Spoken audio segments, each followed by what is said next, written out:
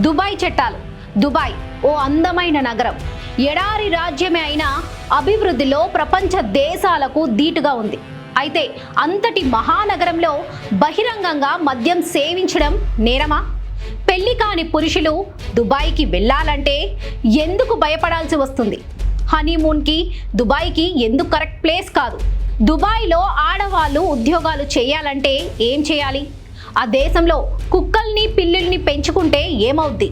బహిరంగ దేశంలో స్త్రీ పురుషులు రొమాన్స్ చేసుకుంటే జైలు గోడలు చూడాల్సిందేనా? ఫోటో దిగినా కూడా పనిష్మెంట్స్ ఇస్తారా? అసలు దుబాయ్లో ఏం జరుగుతుంది? ఇంతటి కఠినమైన చట్టాలు దుబాయ్లో ఎందుకు ఉన్నాయి? డెవలప్డ్ కంట్రీలో దారుణమైన పరిస్థితులు ఎందుకు దాపరించాయి? దుబాయ్ గురించి ప్రపంచానికి తెలియని పచ్చి నిజాలు. Number 1, cross dressing. సాంప్రదాయంగా ఉన్న దేశాల్లో దుబాయ్ కూడా ఒకటి. అక్కడ పొరపాటును కూడా ఆపోజిట్ జెండర్కి సంబంధించిన డ్రెస్సులు వేసుకుంటే జైలుకి వెళ్ళాలి. ఎందుకంటే అవి కూడా ఒక రకంగా స్వలింగ ప్రేమకి సంబంధించిన వాట్లాంటిదే. కాబట్టి అక్కడ ఇలాంటిది నిషేధం.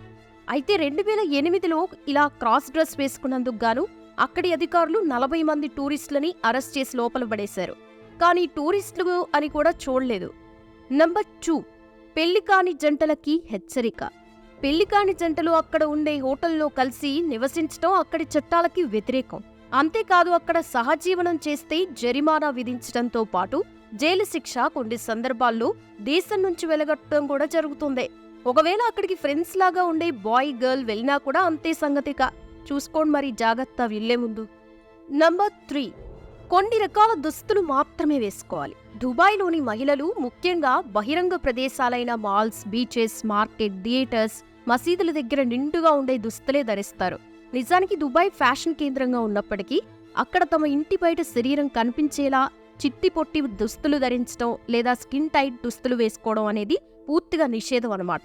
కేవలం వదులుగా శరీరాన్ని నిండుగా కప్పి ఉంచే దుస్తులు మాత్రమే వేసుకోవాలి. ఇక అక్కడ చాలా పొడి వేడిగా వాతావరణం నుండి రక్షించుకోవడానికి కూడా ఇవి యూజ్ అవుతాయి. మీరు గనక దుబాయ్కి వెళ్లేందుకు బ్యాగ్ సర్దుకుంటున్నప్పుడు ముఖ్యంగా శరీరాన్ని పూర్తిగా కవర్ చేసే క్లాత్సే తీసుకెళ్ళండి. అలా కాదని పొట్టి చిట్టి డ్రెస్సులు శరీరం కనిపించేలా వేసుకుంటే ఇంకంతే, జరిమానా కట్టాల్సిందే. నెంబర్ 4, బహిరంగంగా తాగడం. మద్యం సేవించిన వారు బహిరంగంగా తిరిగినా లేదా బహిరంగంగా తాగినా అక్కడ శిక్ష తప్పదు. ఇలాంటి వారు అనేక జరిమానాలు కట్టాల్సి ఉంటుంది. ఆ జరిమానాలనేవి విధించటం, జైలు శిక్ష, కొన్ని సందర్భాల్లో దేశం నుంచి బహిష్కరించటం కూడా జరుగుతూ ఉంటదన్నమాట. అందుకే అక్కడ తాగేందుకు సురక్షితమైన ప్రదేశాలు ఇల్లు లేదా బార్స్ మాత్రమే. అదే మన దగ్గర మాత్రం అలా కాదు. ఎక్కడ పడితే అక్కడ తాగడం, తాగిన వాళ్ళు ఇష్టం వచ్చినట్లు గొడవలు చేయడం, అలాగే యాక్సిడెంట్స్ కూడా జరుగుతూ ఉంటాయి.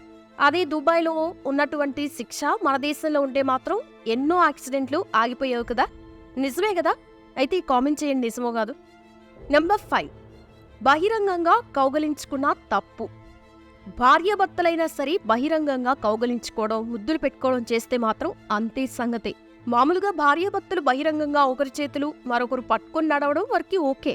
అదే అంతకు మించి శృతి మించితే జరిమానా, జైలు శిక్ష రెండూ తప్పు. ఇక పెళ్లి కాని వాళ్ళు ఇలా చేస్తే మాత్రం వారికి శిక్షలు ఇంకా కఠినంగా ఉంటాయి. నంబర్ 6, బూతులు మాట్లాడడం. సాంప్రదాయిక దేశమైన దుబాయ్లో మాట్లాడే భాషకు కూడా చాలా ప్రాధాన్యత ఇస్తారు. బూతులు మాట్లాడినా, ఇతరులను తిట్టినా శిక్ష చాలా కఠినంగా ఉంటుంది. అలా 2016లో తన తోటి ఉద్యోగునికి వాట్సాప్లో అశ్లీల పదజాలం ఉపయోగిస్తూ కేవలం సందేశం పంపించినందుకు ఒక వ్యక్తికి కోర్టు శిక్ష విధించింది. అంటే అక్కడ భాషకు కూడా బాగా గౌరవిస్తూ ఉంటారన్నమాట. నంబర్ 7, పబ్లిక్గా డాన్స్ చేయడం. మామూలుగా ఈ మధ్య కాలంలో పబ్లిక్లో డాన్స్ చేయడం అనేది ట్రెండ్ అని చెప్పాలి. మన దగ్గర ఏదైనా భరాత్ ఉన్నా లేదా వినాయకుడి నిమజ్జనం సమయంలోనైనా ఇంకా ఏదైనా సందర్భాల్లో రోడ్ల మీదనే డాన్స్ చేస్తూ బాగా ఎంజాయ్ చేస్తూ ఉంటాం కదా.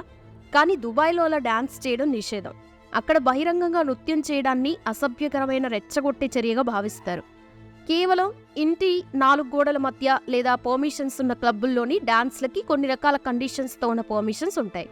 అలాగే అక్కడ ఎక్కువ సౌండ్స్తో సంగీతం వినడం కూడా చట్టవిరుద్ధమే. నంబర్ 8, ఎడమ చేతిని అంటే లెఫ్ట్ హ్యాండ్ని వాడడం. మామూలుగా అరబ్ సంస్కృతిలో ఎడమ చేతిని ఉపయోగించడం అనేది అనాగరిక చర్యగా భావిస్తారు. ఎందుకంటే ఎడమ చేయి అనేది శరీర పరిశుభ్రతకి మాత్రమే ఉపయోగిస్తారు, కాబట్టి దాన్ని కడుక్కున్నప్పటికీ అపరిశుభ్రంగానే భావిస్తారన్నమాట దుబాయ్లో. ఒకవేళ మీరు ఎడమ చేతి వాటం గల వ్యక్తి అయితే మాత్రం టూరిస్ట్గా దుబాయ్కి వెళ్ళకపోవడమే మంచిది, లేదంటే ఏం జరుగుతుందో చెప్పలేం. నంబర్ 9, రంజాన్ వేళలో పబ్లిక్గా తినడం. పవిత్ర మాసంగా భావించే రంజాన్లో దుబాయ్లో ప్రతి ఒక్కరూ ఉపవాసంతో ఉంటారు. ఆ నెలలో ఉదయం వేళ రెస్టారెంట్స్, హోటల్స్ అన్నీ మూసేసి ఉంచుతారు. ఎవరైనా ఉదయం వేళ బహిరంగంగా ఆహారం తయారు చేసినా తిన్నా శిక్ష వేస్తారు. యునైటెడ్ అరబ్ ఎమిరేట్స్ శిక్షా స్మృతిలో ఆర్టికల్ 313 ప్రకారంగా నేరంగా పరిగణిస్తారు. ఈ సెక్షన్ అక్కడ ప్రజలకే కాదు, ఆ దేశాన్ని సందర్శించే టూరిస్టులు, పర్యాటకులకు కూడా వర్తిస్తాయి.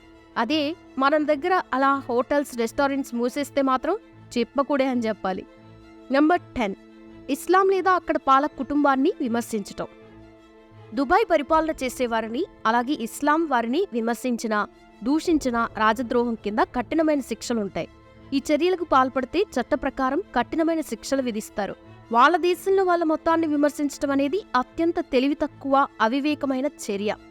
ఇలాంటి చర్యలకు పాల్పడే వారిని ఉపేక్షించరు. కాబట్టి మీరక్కడికి వెళ్తే కాస్త జాగ్రత్తగా ఉండడం మంచిది. నెంబర్ 11, అక్రమ రవాణాకు పాల్పడ్డారో అంతే సంగతి. రవాణాకి అనుమతి లేని ఏ పదార్థమైనా, వస్తువైనా తీసుకెళ్తే కఠినమైన శిక్షలు తప్పవు. కొన్నిసార్లు మీ యూరిన్, మీ రక్త నమూనాల్లో, శరీరాల్లో అతి చిన్న అక్రమ రవాణా పదార్థం ఉన్నా మీరు శిక్షకు అర్హులే. వాటిని భౌతికంగా తీసుకెళ్లాల్సిన అవసరం కూడా లేదు, అవి శరీరంపై ఉంటే చాలు. 2008లో ఒక బ్రిటిష్ పర్యాటకుడి షూ పైన చిన్న మొత్తంలో గంజాయి పదార్థం ఉందని కస్టమ్స్ అధికారులు గుర్తించడంతో 4 సంవత్సరాలు అతన్ని జైల్లో వేసేశారు. నెంబర్ 12, బహిరంగ ప్రదేశాల్లో అసభ్యకర పదజాలం వాడడం. దుబాయ్లో బహిరంగంగా అసభ్యకరంగా మాట్లాడడం అనేది చట్ట విరుద్ధం. దుబాయ్లో భాష విషయానికి వస్తే చాలా జాగ్రత్తగా ఉంటారు. ముఖ్యంగా అక్కడి స్థానిక ప్రదేశాలకు వెళ్ళినప్పుడు లేదా బహిరంగంగా ఉన్నప్పుడు అసభ్యకరమైన భాషను ఉపయోగించకూడదు. మరీ ముఖ్యంగా అశ్లీలమైన పదాలను వాడకూడదు. ఇది శిక్షార్హమైన నేరంగా పరిగణిస్తారన్నమాట. చూశారు కదా ఫ్రెండ్స్, ఈ వీడియోపై మీ అభిప్రాయాన్ని కామెంట్స్ రూపంలో చెప్పండి. వీడియో నచ్చినట్లయితే లైక్తో పాటు షేర్ కూడా చేయండి. మరిన్ని ఇంట్రెస్టింగ్ వీడియోస్ కోసం మా ఛానల్ని సబ్స్క్రైబ్ చేయండి.